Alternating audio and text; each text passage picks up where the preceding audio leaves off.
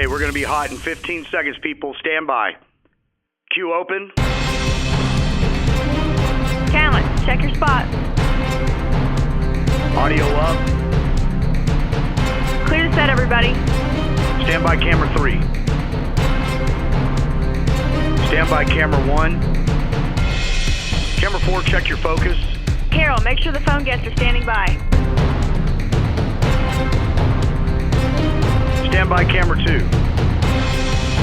Okay, Don, we're ready out here. Okay, thanks. Let's rock and roll. Count them in. 10, 9, Here we go. 8, Flying. 10, 9, Camera 2, 6, I'm going to be coming to you 5, first. Stand by to cue mark. 4, 3, 2. And cue mark. Hello, I'm Mark Crutcher, President of Life Dynamics, and this is Life Talk for April 2014. First up is Alan Ackles with this month's news. Alan? All right, thank you, Mark. In Michigan, abortionist Robert Alexander lost his job with the city of Detroit after a pro-lifer there tipped off the media of Alexander's troubled history. In 2012, Alexander's Muskegon abortion clinic was closed after complaints filed by Operation Rescue revealed filthy conditions at the clinic. Pro-life activist Lynn Mills discovered that Alexander was working as director of an STD clinic and contacted a local television station and notified them of Alexander's employment. The station then confronted Alexander outside the STD clinic, and the next day he resigned. Also in Michigan, a pro-life activist is alleging that the state health department has refused to file a complaint against a Kalamazoo abortionist after he failed to report an abortion complication. Sidewalk Councilor Ann Norton told Life Talk News that she was at the Planned Parenthood facility operated by abortionist Virgil Reed when a woman who hemorrhaged following her abortion was transported by ambulance to a local hospital. Norton said that Michigan law requires abortion complications be reported within 7 days of the incident, but that when she contacted the Department of Community Health, she was told that no report from Planned Parenthood, Reed, or the hospital had been filed. She says that she was also told that the agency has no plans to pursue the matter. Well, according to data just released by the Centers for Disease Control, nearly 72% of the babies aborted in Mississippi are black, despite the fact that whites make up 60% of the population. This new report mirrors other recent studies confirming that nationwide the minority community has been disproportionately impacted by America's abortion holocaust. A Life Dynamics report on racial profiling by the abortion industry is available at prolifeamerica.com. It was also the subject of the documentary film Ma'afa 21. Oklahoma State University has agreed to settle a civil rights lawsuit filed against the school, calling the case a textbook violation of the First Amendment. Attorneys with Alliance Defending Freedom filed the suit on behalf of the pro-life student group Cowboys for Life. The suit claimed that the group's civil rights were violated in 2012 when they were denied display space near the university's student union. School officials told the group that they could not show photos depicting abortion victims because the displays might offend some people. The settlement requires the college to pay $25,000 in legal fees and to amend the school's code of conduct. In another pro-life victory, a federal court in Maryland has struck down a law targeting pro-life pregnancy centers. The law would have forced the centers to post signage that a medical professional is not on staff and that the county health department advises them to speak with a licensed medical professional. The statute was carefully worded so that it would not apply to abortion clinics. In its ruling, the court said that there was no justification for the government to force pro-life centers to speak a message that was intentionally designed to drive women away. Well, the closing of abortion clinics continued this month in several areas. In North Carolina, the only abortion provider in the western part of the state recently had its license suspended after serious health violations were uncovered. Now the building has been placed on the market, and an employee of the facility told local media that the clinic is closing. And in Missouri, the Planned Parenthood facility in Columbia has lost its license to perform abortions, leaving the state with only one abortion mill. Meanwhile, 2 more Texas abortion clinics have been forced to close due to recently passed pro-life legislation. Whole Woman's Health in Beaumont and McAllen are set to close after providing abortions for a decade. Amy Hagstrom Miller, president of Whole Woman's Health, which had operated 5 abortion clinics in the state, blamed the closures on a new state law requiring physicians to have admitting privileges at a hospital within 30 miles of the clinic. Well, shortly after the legislation passed, Life Dynamics sent out a letter to every hospital in the state urging them not to grant privileges to abortion clinic physicians. According to reports, more than 1/3 of the abortion clinics that were operating in Texas when the law passed have now closed. And in an update to a previous Life Talk news story, An assistant to convicted abortionist Kermit Gosnell has been sentenced to 5 to 10 years for her role in the overdose of an abortion patient. Sherry West, who referred to babies which Gosnell killed as specimens, was yet another unlicensed Gosnell assistant working at the Pennsylvania abortion clinic. West pleaded guilty to third-degree murder, admitting that she administered the fatal dose of Demerol that killed 41-year-old Karnamaya Monger. West once testified that she could hear babies who were born alive after their abortions scream when Gosnell snipped their necks. Well, in West Virginia, police say Michael Joe Adkins' daughter became pregnant after he sexually assaulted her when she was 11 years old. 4 months later, Adkins' wife Amanda took her stepdaughter to Charleston, where, according to state officials, she forced the child to have an abortion. However, despite the extremely young age of the patient and the high likelihood of abuse, the abortionist failed to file a report with the state. The parents have been indicted in the case, but there is no indicator that the state will pursue charges against the abortionist for the violation of mandatory reporting statutes. Life Dynamics has documented the practice of abortion clinics protecting sexual predators, and its report on the subject can be seen at childpredator.com. Well, a group of former Girl Scout moms is accusing the organization's CEO of lying after she released a video saying the organization is not tied to Planned Parenthood. In the video obtained by Lifetalk News, CEO Ana Maria Chavez attempts to dismiss the growing scandal by saying, quote, "We do not now nor have we ever had a relationship with Planned Parenthood," unquote. But moms with MyGirlScoutCouncil.com call Chavez's statement false, noting a long history of local councils working with Planned Parenthood for more than 40 years. On the March edition of Lifetalk, our panel spoke to LifeTalkNews.com editor Stephen Ertelt, who says he received a threatening letter from Girl Scouts USA after he published an article in which he documented the ties between the Girl Scouts and Planned Parenthood. And finally, this month brought more evidence that momentum is building in favor of the pro-life position. A just-released CNN poll found that a majority of Americans now say that most abortions should be illegal and that they do not favor taxpayer funding of abortion. According to this nationwide survey, 20% of the people polled say abortion should always be illegal, and another 38% say most abortions should be illegal. In addition, 56% of those polled say they are opposed to publicly funding abortion, with only 39% favoring it. Alan Ackles here for Life Talk News. You can get daily news updates by logging on to ProLifeAmerica.com. Mark, back to you. Thanks, Alan. Well, we've got all the team back. This is the first time in months the whole team has been here all at one time. The band is back together again. The band is back together. There's our buddy Troy Newman and Destiny DeLarRosa, and Father Frank Pavone showed up again, just wandered in. Graced us with Always his find my way back. Yes, and my partner Renee Hobbs. Hello. And of course me. Anyway, we've got a ton of stuff, and of course, as usual, a ton of stuff we won't get to. There are some interesting things going on in the pro-life movement this month, as always. First off, our boy down in Houston, Carpin, that we did the American Abortion Clinic video about, twisting the heads off living babies and stabbing instruments through the soft spot of the head and all that. He's got more troubles. He has injured another girl and is now being sued for malpractice. And I think it was interesting, one of the, I think it was an ER nurse that actually attended this girl that was injured, right, said this was the worst case of a perforated uterus she had ever seen in her life. And, yeah, and a lacerated cervix as well. Right. The thing about this that really makes me upset is the details that we submitted in our complaint to the Texas Board of Medicine, the things that we said to the district attorney, to the Attorney General of Texas, are the exact things that happened to this woman. Right. And within days of us receiving our exoneration letter from the Texas Medical Board saying that Carpin had done nothing wrong, he was an exemplary abortionist down in Houston, this woman wound up in the ER room. From the very same things that Deborah Edge and the other women down in Houston. I was about to say that. Remember that? Yes. Yeah, they said the exact same thing about what's going on down there. And the what he's patient done. we interviewed. Yes.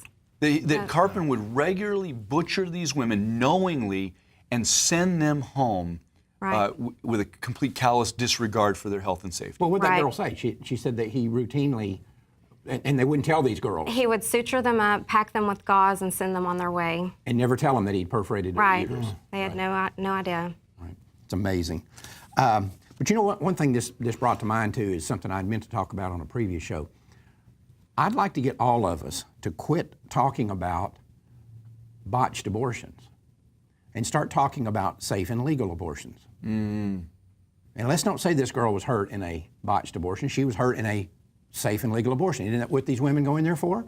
Isn't that what we're told they're there for? Isn't that what we're told they're getting? Okay, well, this woman winds up in an emergency room because of her safe and legal abortion. And the reality is that toxifies the word in the minds of the public that hears this and says, that's safe and legal? And maybe we can start making some inroads and having the American people see what we see all the time, and what you see here all the time, and when we talk to these women that call in here. You know, Mark, what it reminds me of, in the oral arguments for Roe v. Wade, the argument was made at one point that, abortions, they can kill some women, and then someone came back and said, yes, but any kind of surgery, you could be doing brain surgery and kill somebody. But the point is, if the brain surgery kills the person, the operation failed. It was botched. Right. If the abortion kills somebody, i.e. the baby, it was successful. Yeah. And if any time you have a successful abortion, you're injuring that woman. Whatever that injury is, whenever it's going to manifest itself, it hurts her all the time. And so, like you're saying, the phrase botched abortion, the implication is, well, if it's not botched, no damage is done. Right, exactly. And that's a true. great point. And when in brain surgery or cancer surgery or any other surgery other than an abortion, what you're doing is you're trying to fix a health problem. Right. Someone who's already sick. In an abortion, the woman is perfectly healthy. Right. The baby is perfectly healthy. It's going on a track that God has designed. And the botch is the fact that she's there. Well, back to Father Frank's point too, another aspect of this, as y'all know, we've done a lot of litigation support for personal injury attorneys who are suing on behalf of women who've been killed or injured or sexually assaulted.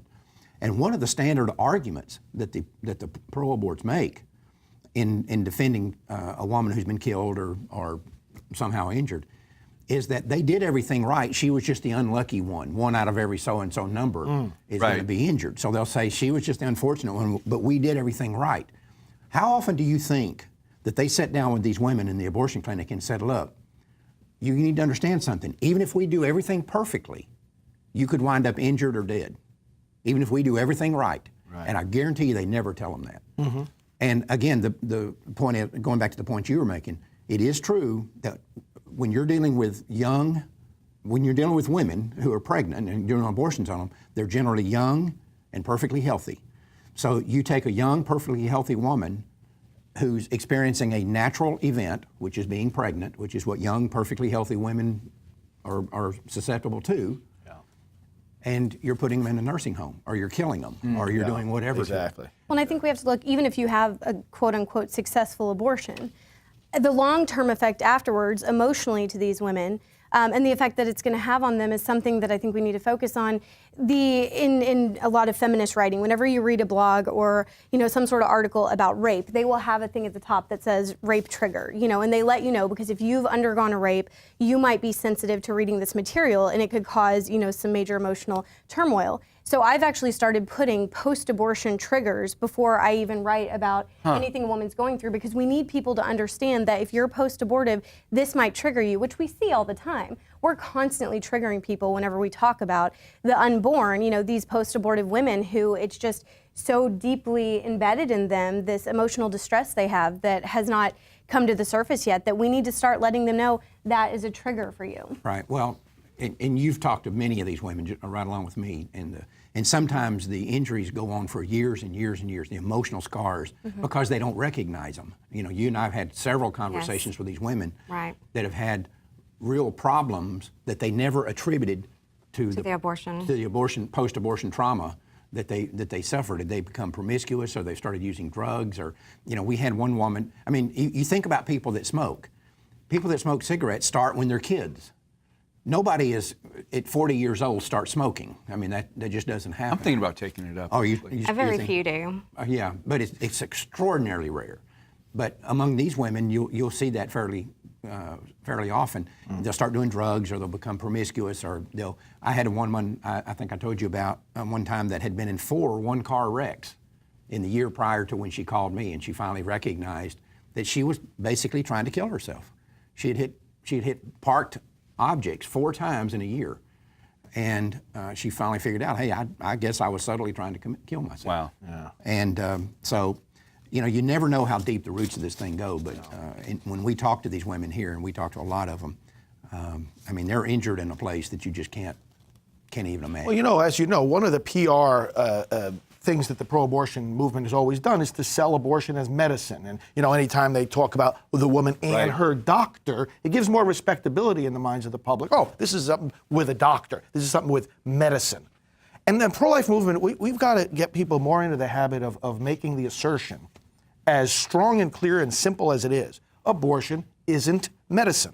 Right. It's not a medical procedure. Because one of the first, and I make this point in my foreword to Janet's book, Recall Abortion, which is doing very well. I know a lot of our viewers have seen her book, that there are certain medical standards. Before you call something a medical procedure, it's got to have a proven medical benefit.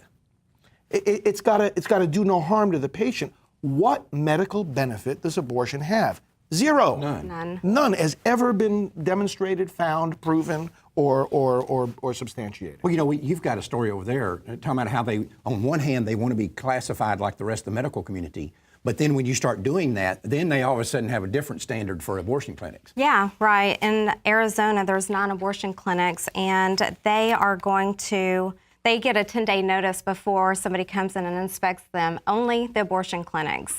And Dr. Gabriel Goodrick, she runs the Camelback Family Planning, and she's upset. She's furious that they may now just pop in instead of giving her that notice. So previously they had a 10-day period where they could clean up this abortion mill and get it according to standards, and then they would come in and be inspected. Right. That's right. So now there's a chance that they could have just pop inspections. That's right. Like any other clinic in the whole state. That's right. Like any other clinic, gosh. Restaurant, you name it. Think about it, the abortion industry is spoiled. They are spoiled. We treat them with kid gloves all the time, ironically, and really do allow them to constantly make their own rules, and the rules that apply to regular medical facilities do not apply to them. And the second that we try to implement that, we have huge uproar. And like in lower standards, you know, in Mississippi, the abortion mills are treated as a lower standard than anything else in the whole state. Well, this thing she's talking about here in Arizona. I mean, every other medical facility in Arizona is subject to surprise inspections by the state, except they carved out an exception for abortion clinics. They get a 10-day notice. So women deserve lower standards, is what that tells me. But at least they're being inspected. In many states, they're not being unlicensed, uninspected, unregulated. And that's exactly the way they want it. They're not being inspected. If you give them 10 days notice, they're not being inspected. In many other states, they're not being inspected, they're not licensed, they're not being visited regulated at all. And that's what happened with Gosnell. Nobody went into Gosnell's clinic for over 15 years. No health inspector did. Until the police busted down the door, thought it was a pill mill, found dead babies everywhere. You know what's interesting? These laws, of course, here in Texas and a number of other states now, and I think the trend is going to increase, the laws of that the abortionist has to have hospital admitting privileges within a radius of 30 miles or whatever. Isn't this interesting? It goes right back to the very beginning, the original problem that the abortion industry had. They couldn't integrate themselves into the landscape of American medicine. Why are there abortion clinics in the first place? Why aren't they in every hospital, you know, in America? Well, because the human nature says this isn't medicine. Killing babies isn't medicine. And so now this very law it's like it's poking them on their original weakness. You're not integrated. It doesn't fit. And that's why when you try to integrate them, they have to shut down. Half of the abortion mills in Texas shut down just by making them have hospital privileges or make them be a surgical center and treat like any other place. They want to have it both ways. This is medical care, this is health care, but we don't want to meet the standards of medicine or health care. They don't want to meet the standards of a veterinary clinic. That's right. A nail salon. You wouldn't send a dog into most of the places. And like I said, this story that she's got in Arizona is a classic example of that. Especially our dogs, right, Mark? Our dogs, yes. That's right. Scooter, Toby, and Bosco aren't going to any. And Giorgio and Gianni, our Priest for Life mascots, they're not going anywhere near. You guys are pathetic. Well, let me tell you, we have 2 cats. Now we have 2 cats in the office. Well, let me tell you about my 5 children. Well, no, you're not. Can we keep going? There's also something else we need to talk about when it comes to this injury situation. We're seeing now these, and we've seen a pattern of this in the past. When these guys first start getting noticed for their bad practice, it really accelerates. And look at Carhart. Carhart went for many, many years kind of under the radar.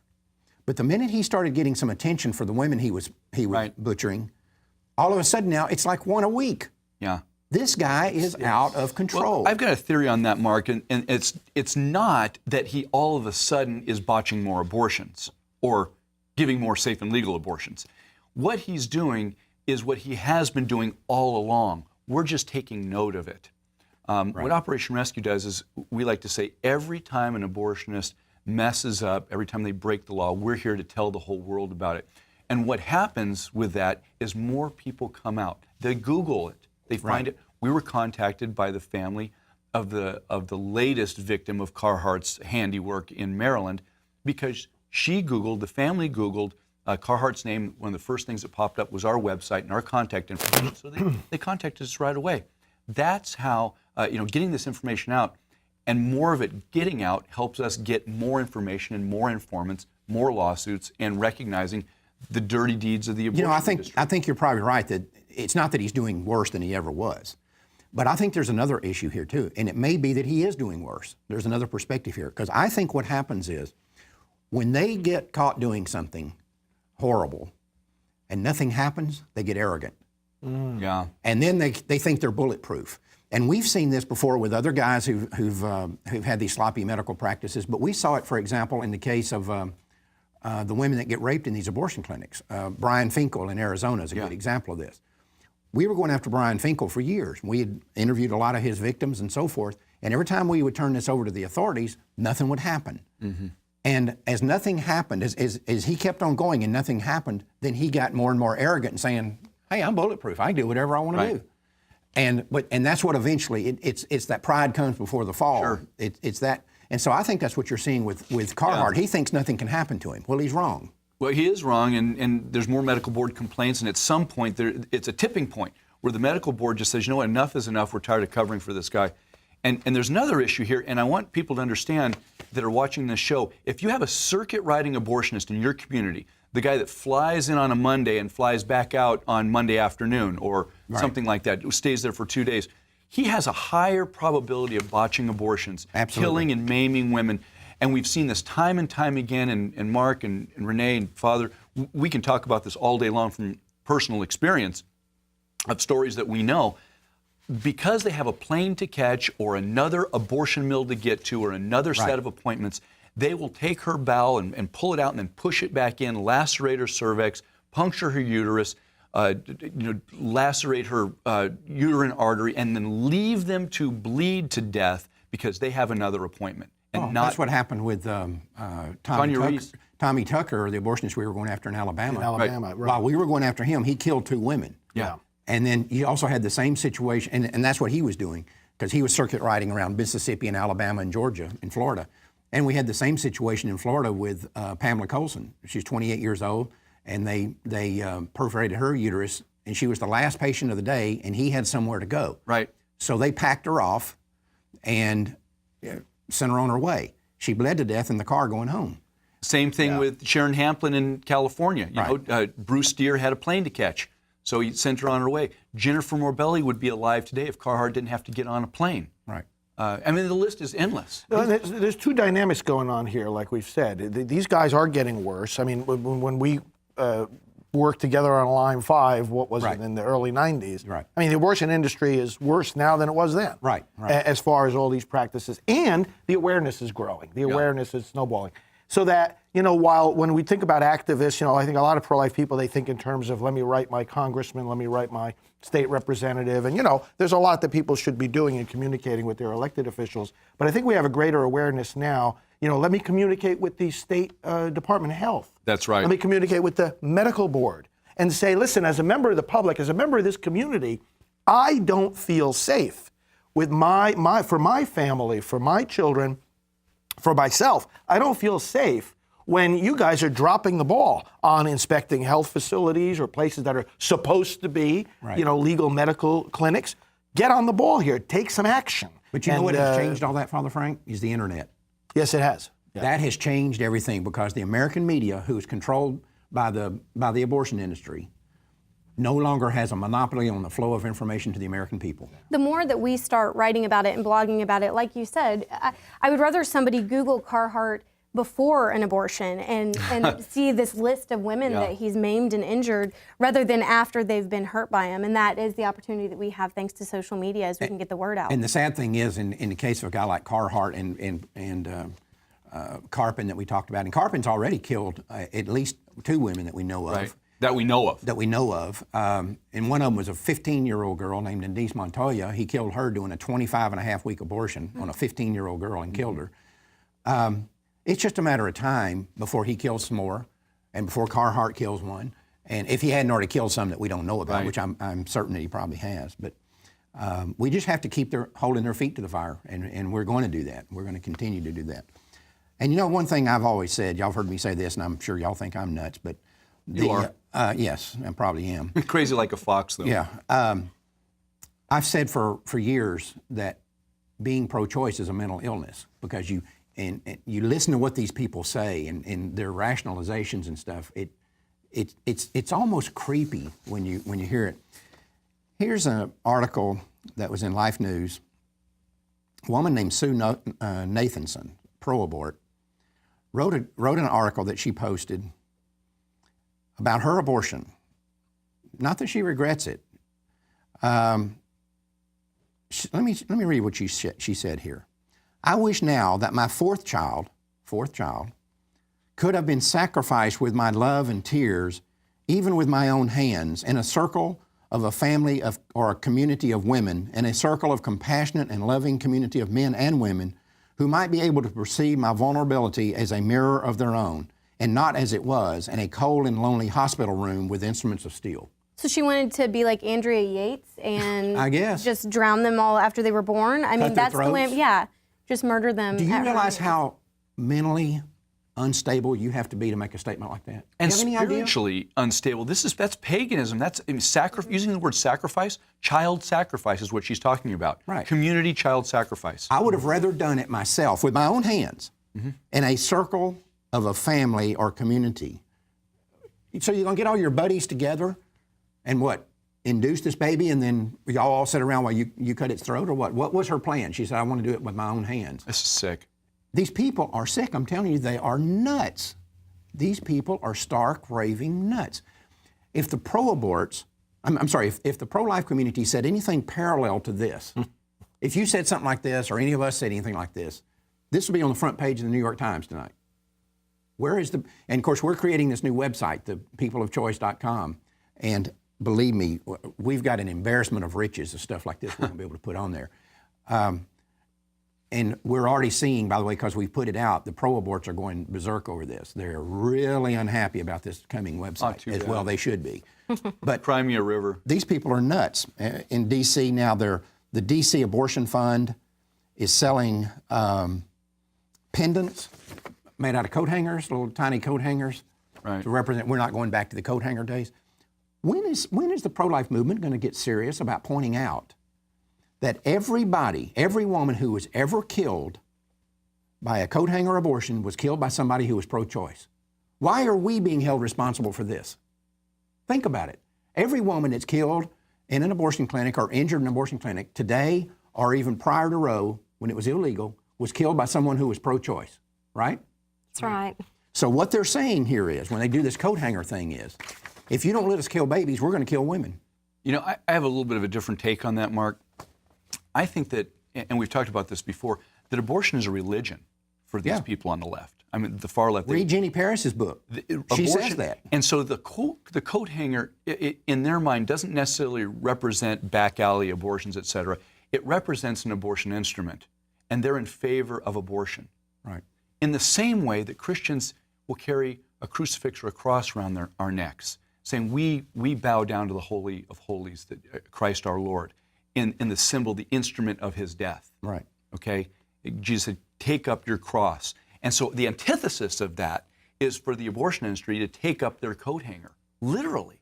This is not just a battle over some philosophical argument. This is a worldview argument, a spiritual battle, right. that is now manifesting itself with women hanging abortion instruments around their neck. Well, you know, this sounds crazy to a lot of people, but read Jenny Paris's book. I don't. Do you remember the name? The Sacrament of Abortion. Sacrament of Abortion. Yeah. And she talks in there about how when you have an abortion, you shed your child's blood for your benefit. He becomes like Jesus. Jesus shed his blood for us, right?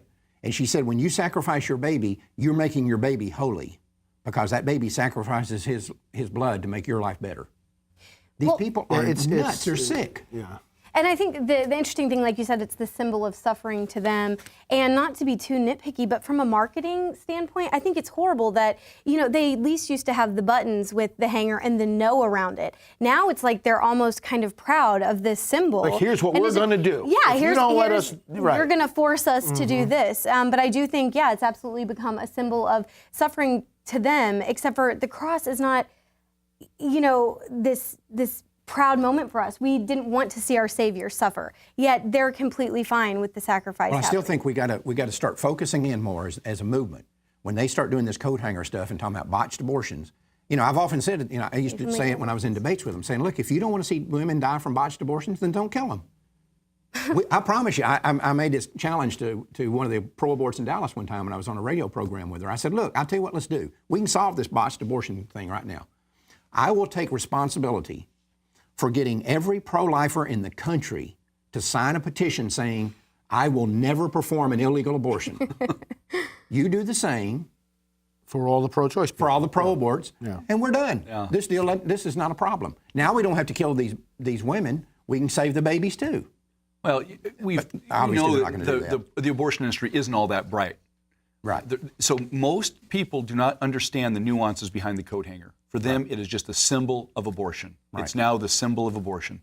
It is their religious symbol. It's what they bow down to. It's what they will do anything to enhance or to put forward. Yeah, but I'm telling you, we've got to quit taking responsibility for the women they're threatening to kill. I'm not taking responsibility for but a lot of people in the pro-life movement will argue about this coat hanger abortion thing and saying, well, we need to have better programs for women. No, just don't kill them. If you don't want to see women die from, I promise you, I won't do any coat hanger abortions. How about, can I get a commitment from all y'all? Yes. Right, that you won't do any, how about you, Renee? Yes. You won't do any coat hanger abortions.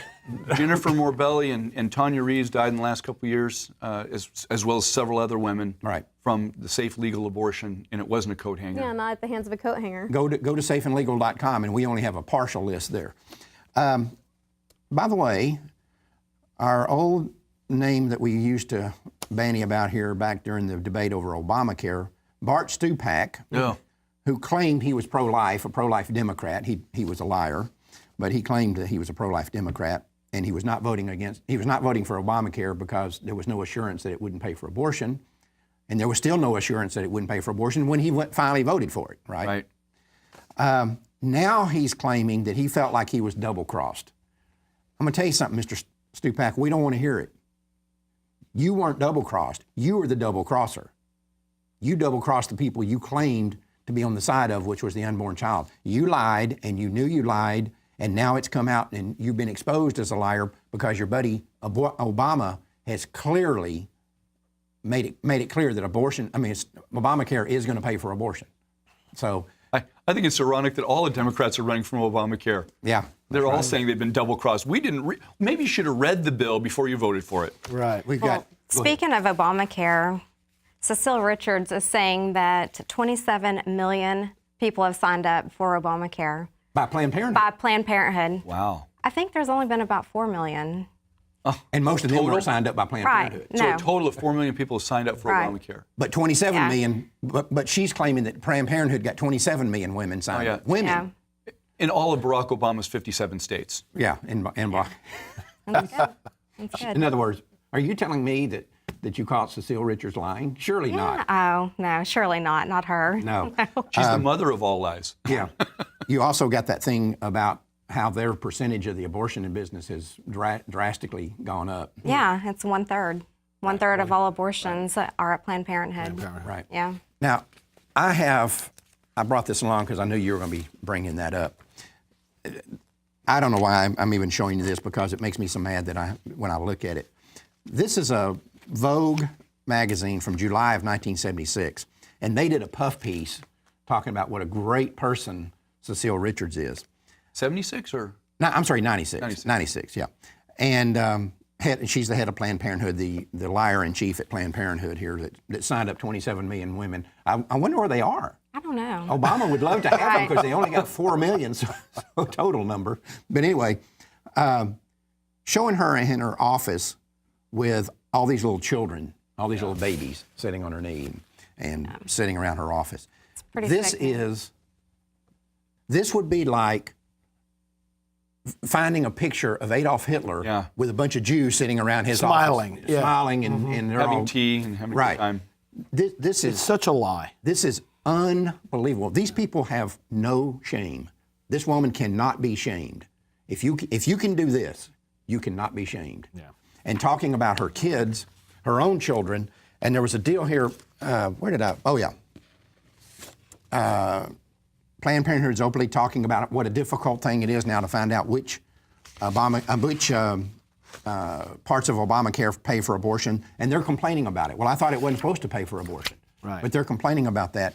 But Cecile Richards was asked recently on some interview when she thought life began, and she said that's an irrelevant concept as far as abortion goes.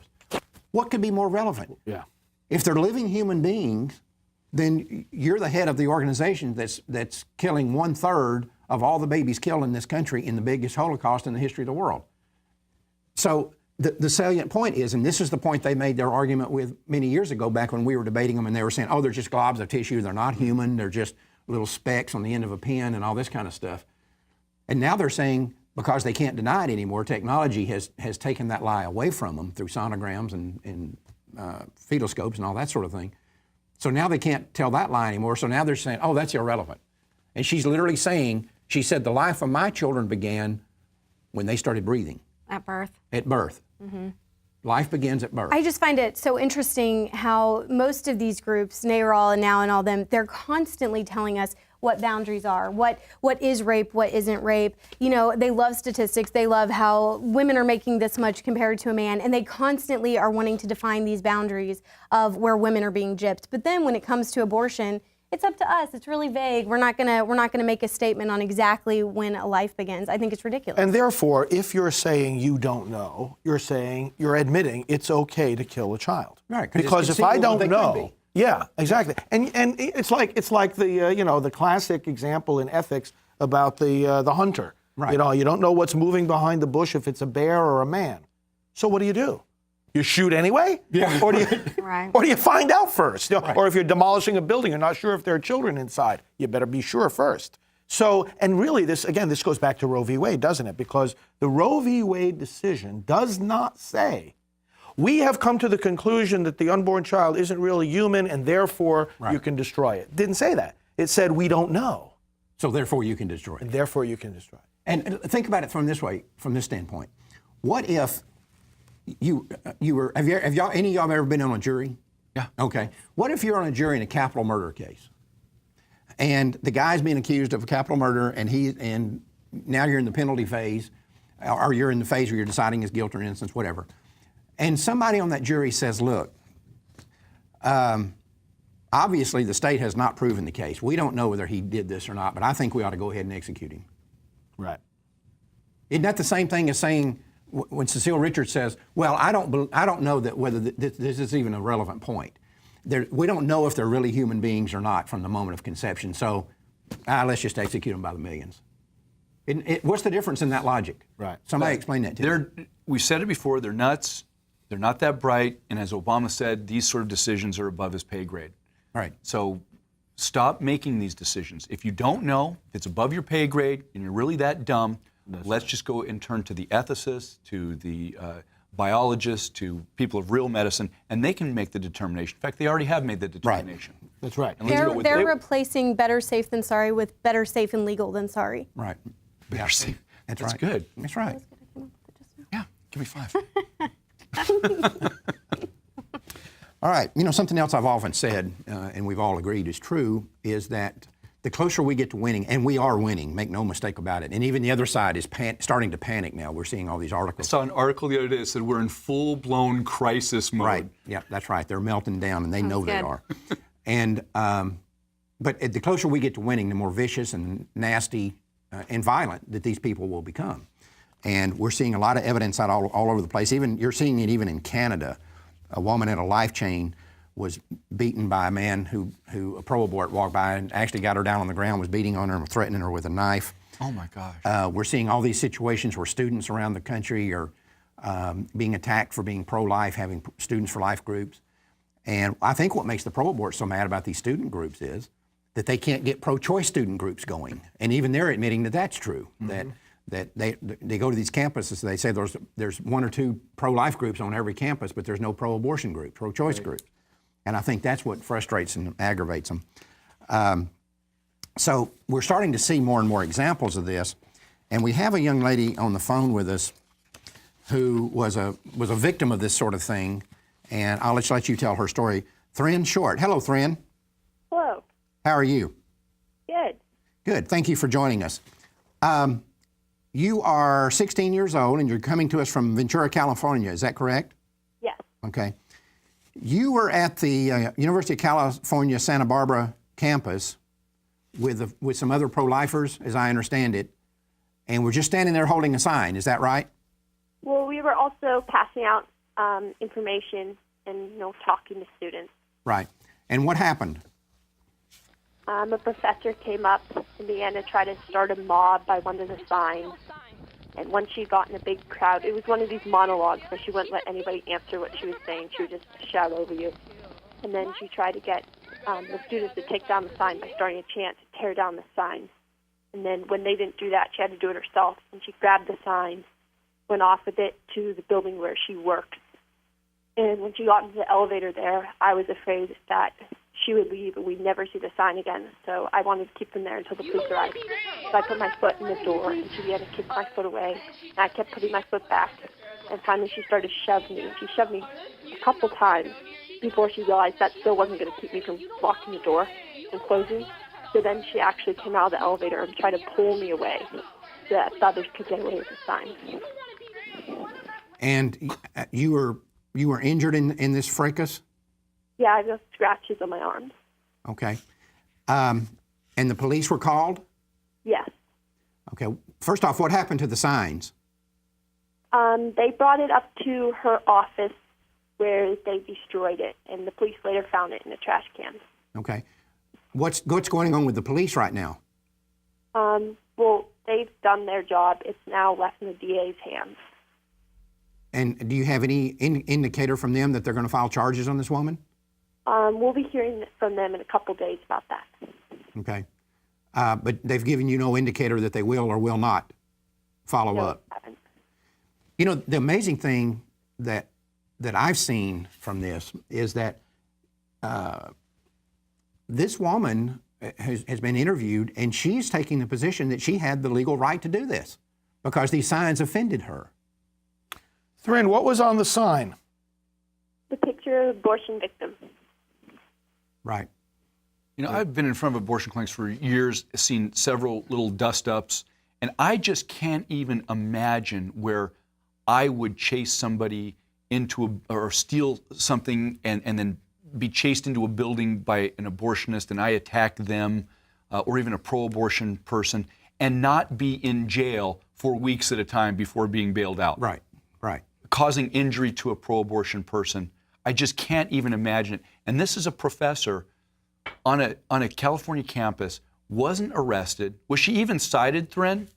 Did she get? Not that I know of. Not even a citation. And now it's handed over to probably a liberal district attorney in Santa Barbara. And this woman is what else are you going to find in Santa Barbara, California? Beautiful weather. Yeah, but Thren? I'm saying in the district. Huh? Very nice. Who was very nice? The DA. We talked to the very DA. Oh, good. Nice. Santa Barbara. Good. Well, maybe something will happen from it. But this woman, and to give people a perspective here, this person, this professor, teaches pornography in her classes, uses pornography in her class. She's a professor of women's studies or something like that? Yes. And she uses pornography in her classes? Yes. You know, what is wrong with the parents and the students of the students who are going there, and the students themselves who are? It can't be cheap to go to the University of California at Santa Barbara. No. Right? Paying all those money to go to a institution that would have a woman like this on staff. Why wasn't she fired? Right. Have you talked to the administration about that? My mom has called them, but just asking them why. They're saying this is under review. Why have they not talked to any of the victims about this? But she never got a response. So, to me, if I had a kid going there, if I'm paying first off, I'm going to call the school and say, you're not getting another nickel from me. Oh, yeah. As long as this woman's on staff, because it indicates bad judgment on your part. Your judgment is so poor that this woman can admit that she did this thing and then come out and say, I had the right to do it. I had the legal right to do this, and you're going to keep her on staff, and you're going to let her try to mold young minds? Not with my money, you're not. Why are students still going there, and why are parents still paying for it? That's the part I don't understand. If you dip back into the past, you look at the 60s and 70s in Berkeley and Southern California and Timothy Leary. It was supposed to be this idea of the free flow of ideas, tolerance, exchange of communications and concepts, and debating large principles and theoretical ideas and philosophy on campuses. Here we are. We're doing this. We're bringing the objective truth of abortion to the college campuses for people to discuss it. And we have a college professor that teaches pornography just ripping off signs, destroying them, and attacking the students. Again, you put this back in the 60s and 70s, what would you call this? Yeah. Right. Well, Thrin, something I'm interested in here is that before this person came over and started acting like an idiot, what kind of responses were you getting from the students that were seeing the signs? It's a pretty liberal campus, so generally not. It's worse than other places we've gone. But we got people who would come up and thank us. We talked to a lot of students. We handed out nearly 1,000 pieces of pro-life literature. It was going pretty well. So it was a peaceful exchange of ideas. Yeah. And in the place where you were standing, I mean, there must be procedures on campus and policies about where you can do things like this. Tell us a little bit about that. You had gotten all the necessary permissions to be where you were, right? Yes. My sister does that because she organized these things. But, yeah, she checked beforehand, and that was the free speech zone. Free speech zone. Mm-hmm. It's actually called that. Yes, oh yeah. I thought every place was a free speech zone in America, but I didn't realize that there were non-free speech zones. But you see, that's the interesting thing, that this campus is explicitly saying, here's a place where you have free speech. Here's a place of ideas. Yeah. Right. But it's not enforcing its own zone. I'm Free sorry. speech ain't free. I'm sorry, Tran, you said you were saying something? Also, this place is much better with free speech than other places we've been. They're much more, you have to have a sign within this size, and you can only stand behind a table in a small little area. This is much more, we didn't even need to let them know we were coming. You could just arrive and do your thing in this long, big mainstream area right there where all the students are passing. Well, So for free speech, this was a pretty good place. well, thank you for the courage to do what you're doing. I know for a young lady of your age, it's hard to go out and do that and be ridiculed and especially show up basically, like you said, on a very liberal campus where you know you're going to be attacked. And we're going to keep following this and see what happens. My fear is that nothing's going to happen. They're just going to let it drop. If the reverse were to happen, if a bunch of pro-aborts came to a campus and were attacked by pro-lifers, again, this would be the lead story on the evening news tonight, talking about intolerance and so forth. But my fear is that this is probably going to go away. But we'll keep watching it. The DA has to do something. I sincerely believe that they do care about this. Well, good. I hope you're right. They need to do something about it. And the University of California at Santa Barbara needs to take the lead on it. Yep. This woman they need to be going and getting her right now and cleaning out her desk and setting her out in the parking lot. Mm-hmm. And let somebody else take her if they want her. But, I know Thrin's got some good attorneys on this case. Well, good. Well, thanks for being with us, Thrin, and thank you for what you're doing and your sister as well. Okay. Thank you for joining us. Have me. Bye-bye. 16 years old. Yeah, pretty good. Man, Pretty impressive, right? absolutely. You know, we had there was something else. Oh, I found the article that you're talking about, this full-blown crisis. A woman in Salon magazine Right. wrote about this. What was her name? Mary Elizabeth Williams, raging pro-abort. Right. And she was talking about this case with Thren, saying that we shouldn't be defending this professor, and this, we don't need to be doing this because it makes us look radical and so forth.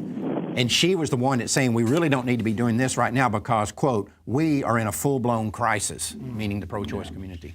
Wow. It's pretty neat. And they are in a full-blown crisis. Now, we've got another guest here joining us.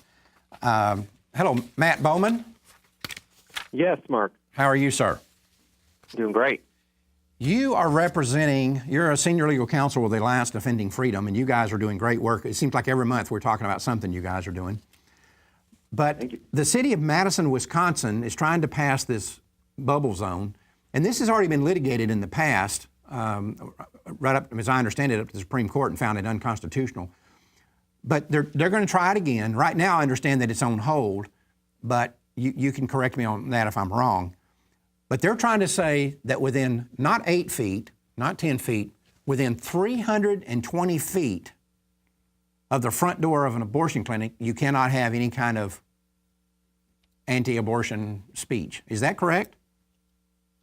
It is correct, although this is somewhat of a moving target, Mark. The background here is the state director of Wisconsin, NARAL, got elected to the City of Madison, Wisconsin City Council. So she decides to push forward a bill to shut up the pro-lifers outside of the Planned Parenthood, where they're being very effective in the Vigil for Life and the sidewalk counseling efforts. Well, the City of Madison's City Council is so overwhelmingly opposed to pro-lifers that they decided really not to think about what they were doing. They rubber stamped it, and in the process, what they did a couple of things, which has led them even to back off and then to try to go back to the drawing board. The first thing they did was they passed this ordinance, which would have created a 160-foot buffer zone from the door of the abortion facility, which 160-foot radius, so it would be a 320-foot diameter buffer zone. Now, you can go within the buffer zone, but within it, you can't approach within 8 feet of someone. So it's like the law in Colorado in that respect. You can be in there, you just can't hand out a leaflet unless your arms are 8 feet long. And so, but here's what ultimately happened in this case. These ordinances, everybody knows that these are attacks on the First Amendment. So what they try to do is they say, we're not targeting the pro-lifers. We're trying to protect all people who are going to health facilities of any kind. But the way that they define health facilities in this initial version of the law was that any building that had any doctor in it, for any reason, suddenly had bubbles all around it. These 320-foot wide bubbles outside of all the entrances. And so the animal rights protesters who protest the monkey experiments were suddenly subject to these bubbles outside the primary research center because there are doctors inside the building doing this research. And the student government building, where there's leafleting every day outside for some cause or another in Madison, because it has the University Health Center in it, also in that building, it's got bubbles all over it where you can't leaflet. And so in an attempt to target the pro-lifers over at the Planned Parenthood, which isn't even in the heart of downtown Madison, they ended up creating all these bubbles. And then and they had to go back to the drawing board. They passed a new ordinance this week, and it still creates bubbles all over town on campus in areas where all kinds of people from across the spectrum are trying to engage in free speech. It's mind-boggling when you think about it. Yeah. And we saw a deal several years ago. I'm sitting here trying to remember. I can't remember which city it was in. They were going to do a bubble zone deal like this, and basically it said you couldn't have any kind of anti-abortion presence with anyone who didn't give you prior permission. Right. So theoretically, within this bubble, you'd had to go up and say to someone, would you like to receive some anti-abortion material? And if they didn't say yes, then you couldn't give it to them. And the question was brought up because this bubble was I don't think it was just 320 feet, but I think it was like 120 feet or 150 feet or something. And some of the abortion clinic doors were actually closer to the public street than what the bubble was. Yeah. And so the theory was that if you drove your car through there and it had a pro-life bumper sticker on it, could you be arrested? And the attorneys for the pro-abortion side admitted that yes, under this law, you theoretically could be arrested for driving on a public street with a pro-life bumper sticker. What if you didn't even know there was an abortion clinic there? Yeah. You know, and so that wouldn't matter. You could still be in violation of the deal. Now it didn't fly because it was struck down by a lower court as being an unconstitutional infringement on free speech. Well, considering how many people are offering information about abortion alternatives, I think it's very ironic that within 320 feet of a pro-choice facility, you are not allowed to offer any choices other than abortion. Other than abortion, right. Well, that's a great point. The choice is always for abortion. They will go to the Supreme Court to protect a woman's right to choose abortion. They won't lift a finger to protect a woman's right not to choose abortion or to unchoose it. Matt, I'm wondering if maybe you could explain for our viewers the concept of content neutrality, since it's so important in these questions. For people who don't understand the issues here, I mean, we're not saying that cities can't regulate protests or what goes on even on a public sidewalk, but explain to us the concept of content neutrality and how that's so important for pro-lifers to understand. Well, Father, there's the real concept of content neutrality, which says the government shouldn't be picking and choosing who can speak because of what they're saying. And then there's the concept as it applies in abortion, which is that if you're pro-life, we can discriminate against your content, and if you're not, then we say we can't. The problem here, and the irony in this situation, is that in the year 2000, the U.S. Supreme Court unfortunately upheld a law on limited grounds that it was in Colorado that created one of these bubble zones around abortion facilities. But just this year, just a few weeks ago, a friend of mine, Mark Rienzi, who's a professor at Catholic University, argued a case to try to strike down that case from 2000 to try to overturn it. And the argument went pretty well, actually. This was on a buffer zone out of Massachusetts.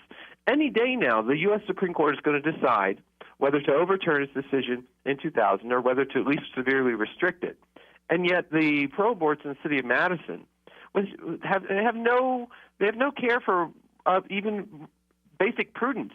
Well, maybe we should wait to see what the Supreme Court's going to do before we just march right into a blatant constitutional violation, and not to mention to shut down leafleting around campus in the process. No, as long as this is perceived as something against pro-lifers, we'll just pass it. We'll rubber stamp it. No votes against this in committee. No votes against it in both of the city council meetings where it was put in front of the council. It's amazing. It's truly amazing what these people are, the gall that they have. But again, because they know we're winning, they're pretty much painted into a corner. They've got to do things like this because if they just play by the rules, they're done. It's the desperate attempt to tell us to shut up. What Matt is talking about with these bubble zones and what happened with Thrin on that campus is the same exact same thing. They've run out of arguments, the pro-aborts, so the only argument they have left is shut up. Shut up. We don't want to hear it anymore.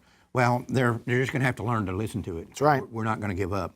You know, Matt, we're out of time, but I want to ask something real quickly here. If this was brought up, if you're going to have in a state that's heavily union, like Wisconsin, if you're going to have this anti-protesting language against abortion clinic, what would happen? I mean, to protect the abortion clinic, what would happen if the clinic workers unionized, and then they picketed their own abortion clinic in a union action? Would they be subject to this?